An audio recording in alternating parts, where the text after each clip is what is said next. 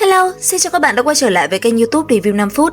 Ở cuối tập trước, Hoắc Vũ Hạo đã dẫn dắt các thành viên đường môn công phá thành công thành Đông Dương thuộc Nhật Nguyệt Đế quốc.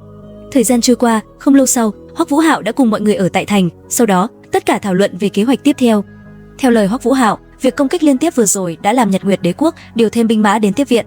Chính vì thế, đại quân sẽ tạm thời ngừng lại, không vội vã tiến sâu thêm vào lãnh thổ của Nhật Nguyệt Đế quốc nữa. Thay vào đó, Hoắc Vũ Hạo quyết định cùng các đồng đội của mình tạm nghỉ ngơi để tích lũy sức mạnh và dưỡng sức. Trước đó, Hoắc Vũ Hạo đã vinh dự nhận được sự ưu ái từ tình tự chi thần Dung Niệm Băng tại thần giới. Sang tập này, Dung Niệm Băng lại một lần nữa ra tay tương trợ, trao tặng thanh ngụy siêu thần khí thứ hai mang tên Thần Lộ Đao cho Hoắc Vũ Hạo. Món thần khí này mang trong mình thuộc tính cực chí hàn băng, đạt độ tương thích hoàn hảo với hệ thống vũ hồn hệ băng và linh mâu của Hoắc Vũ Hạo. Nhờ đó, cả kỹ năng đao pháp, cận chiến lẫn năng lực hồn đạo của cậu đều được tăng cường một cách toàn diện, góp phần củng cố nền tảng vô cùng vững chắc để cậu sẵn sàng xung kích lên những cảnh giới tu vi cao hơn. Ngay khi biết tin Hoắc Vũ Hạo thu nhận được thần khí mới, Đường Vũ Đồng, người đã sớm bước chân vào cảnh giới phong hào đấu la, liền chủ động ngỏ lời thách đấu luận bàn.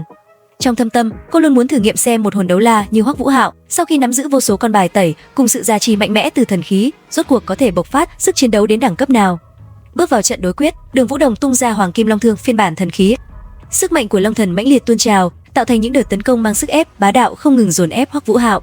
Thấy tình thế như vậy, Hoắc Vũ Hạo cũng quyết định không giữ lại chút nhân nhượng nào, tay cầm Thần Lộ Đao, cậu dứt khoát thi triển Long Vu Tập Vụ đao pháp. Sự kết hợp nhuần nhuyễn giữa hàn ý cực hạn và tinh thần lực hùng hậu đã tạo nên một màn va chạm đỉnh cao tuyệt bích với Đường Vũ Đồng. Một bên nắm giữ thần khí mang dáng dấp long thần, một bên điều khiển thần khí mang uy lực của hệ băng. Từ hồn lực, tinh thần lực cho đến kinh nghiệm thực chiến của cả hai đều tạo ra những màn giao phong bùng nổ trên mọi phương diện. Cuối cùng, trận đấu khép lại với kết quả hòa đầy mãn nhãn. Cuộc so tài ngắn ngủi này không chỉ là minh chứng rõ nét cho thiên phú chiến đấu vượt cấp đầy đáng sợ của Hoắc Vũ Hạo, mà còn làm tôn lên nội hàm thần vương sâu thẳm của Đường Vũ Đồng. Hơn thế nữa, màn giao lưu này còn đóng vai trò chất xúc tác, khiến cho sự ăn ý và mối dây gắn kết giữa hai người càng thêm phần sâu đậm và bền chặt. Ngay khi trận luận bàn kết thúc, Hoắc Vũ Hạo đã nhanh chóng xác định được mục tiêu trọng điểm cho bước đi tiếp theo. Dưới sự chỉ dẫn tận tình của Tuyết Đế, cậu biết được rằng ẩn sâu dưới vùng cực Bắc băng hải có tồn tại một vị hải hồn thú hệ tinh thần sở hữu sức mạnh vô cùng cường đại, đó chính là Hải Công Chúa. Nếu như có thể thành công thiết lập khế ước với bà, cậu sẽ có cơ hội tiếp tục tạo ra bước đột phá mới cho vũ hồn linh mâu, qua đó bù đắp trọn vẹn những điểm yếu còn tồn đọng về mặt tinh thần của bản thân. Chính vì lý do mang tính sống còn này, Hoắc Vũ Hạo đã đưa ra quyết định tạm thời gác lại mọi kế hoạch tác chiến chống lại Nhật Nguyệt Đế quốc. Lúc đầu, Hoắc Vũ Hạo định đi một mình, tuy nhiên Đường Vũ Đồng lại muốn đi cùng, bởi thế Vũ Hạo chỉ biết gật đầu. Bởi vậy mà ngày hôm sau, cả hai đã bay trên không trung, tiến thẳng về phía cực Bắc băng hải để mở ra một hành trình rèn luyện mới. Việc cặp đôi kề vai sát cánh tiến vào vùng băng hải này không đơn thuần chỉ nhằm mục đích thu thập hồn linh mạnh mẽ hơn, mà đây còn là một chuyến đi giúp họ tạm lánh xa khỏi những vòng xoáy phân tranh, mở ra một khoảng không gian riêng tư vô giá để cả hai cùng nhau đồng hành và trưởng thành. Ẩn giấu dưới mặt nước băng hải tĩnh lặng là vô vàn những luồng sát cơ rình rập. Cả hai vừa mới đặt chân vào phạm vi vùng biển này đã ngay lập tức vấp phải những nguy cơ dồn dập kéo đến. Một con hải hồn thú thuộc họ cá voi với kích thước khổng lồ bất thình lình phá vỡ mặt nước lao lên, trực tiếp đánh về phía hai người. Ngay trong khoảnh khắc, cả hai buộc phải vọt lên không trung để duy trì phi hành. Một bầy đàn hải ma tượng từ dưới đáy biển sâu liền triển khai đợt tập kích bất ngờ, bắn lên hàng loạt băng bạo đạn với mật độ dày đặc. Khó khăn càng thêm chồng chất khi hiệu ứng áp chế đặc thù của lĩnh vực băng hải cũng đang không ngừng bào mòn và làm suy yếu hồn lực của hai người. Bản thân các loài hải hồn thú từ khi sinh ra đã mang sẵn tâm lý thù địch với con người.